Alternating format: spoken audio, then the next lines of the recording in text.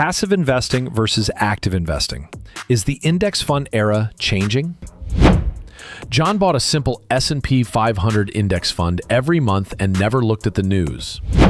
Adam spent hours researching companies, reading earnings reports, and carefully selecting individual stocks. For years, John looked like the genius. While Adam worked harder, John often earned similar returns with far less stress. That is exactly why passive investing exploded in popularity. It was simple, it was cheap, and for many investors, it worked remarkably well. But today, something unusual is happening. A small group of giant technology companies now accounts for a massive share of market performance. In other words, when people say they are buying the market, they may be relying more heavily on a handful of companies than they realize. And that raises an important question. Has passive investing become too concentrated? Or are active investors simply trying to solve a problem that does not exist? Today, we are going deep into one of the most important investing debates of our time. Chapter 1. Why Passive Investing Took Over. To understand today's debate, we first need to understand why passive investing became so dominant. Decades ago, investors believed skilled fund managers could consistently beat the market. The theory sounded reasonable. Hire smart people, let them pick winning stocks, earn superior returns. The problem was reality. Study after study found that most actively managed funds failed to beat broad market indexes over long periods. Not some, most. The reason was surprisingly simple. Fees, trading costs, taxes, human mistakes. These small disadvantages compounded year after year. Legendary investor Warren Buffett famously made a $1 million bet that a simple S&P 500 index fund would outperform a collection of hedge funds over 10 years. The index fund won, and it was not even close. For everyday investors, passive investing felt like discovering a shortcut. Stop trying to outsmart everyone. Just own the market. Let time do the work. And for decades, that approach delivered outstanding results. Chapter 2. The concentration problem. But now we arrive at the heart of today's debate. The market is not equally weighted. Bigger companies receive bigger representation, much bigger. Imagine you buy a pizza expecting 10 equal slices.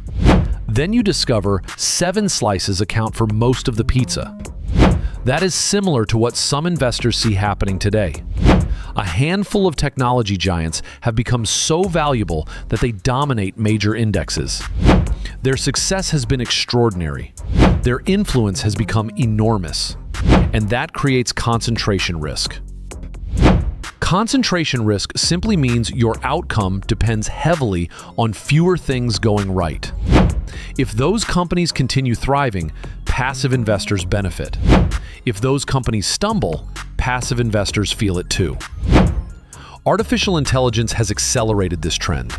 Investors around the world are pouring money into companies they believe will dominate the AI revolution.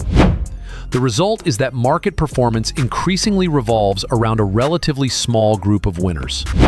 Some analysts argue this resembles previous periods of market concentration. Others believe these companies genuinely deserve their valuations because of their profitability, scale, and competitive advantages.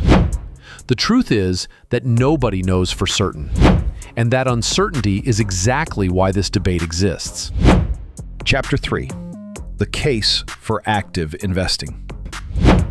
Active investors see this situation and believe they have an opportunity. Their argument is straightforward. If the market is becoming too concentrated, maybe it is time to be selective.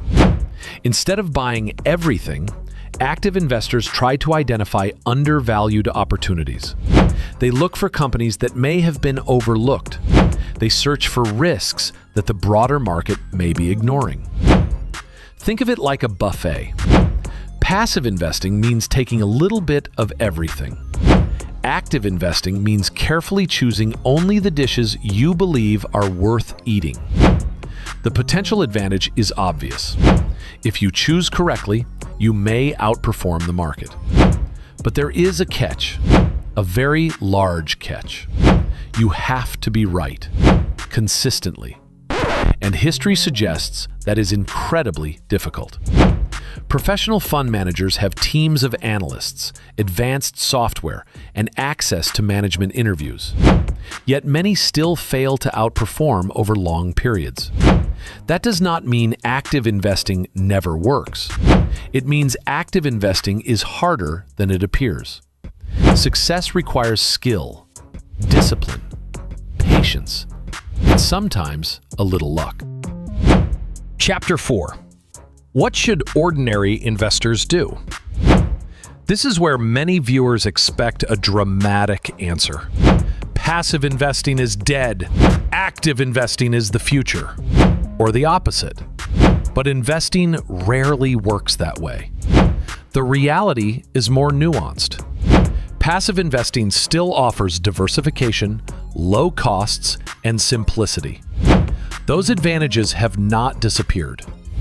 At the same time, understanding concentration risk is important. Investors should know what they own, not just assume they own everything equally.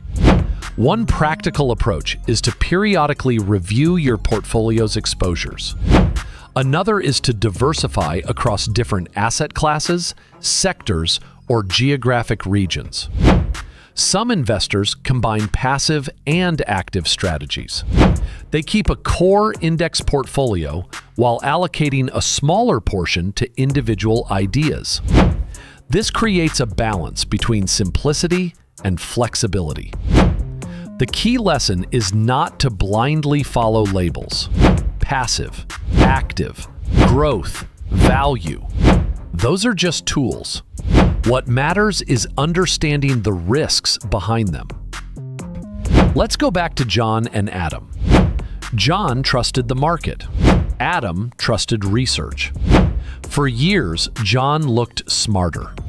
But today's market is forcing both investors to ask new questions. How concentrated is too concentrated? How much risk is hiding beneath the surface?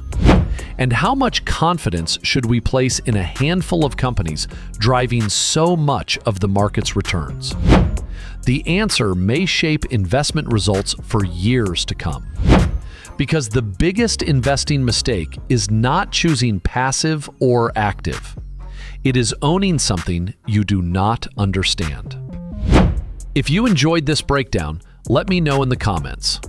Do you believe index funds are still the best strategy, or do you think active investing is becoming more attractive? Thanks for watching, and I'll see you in the next one.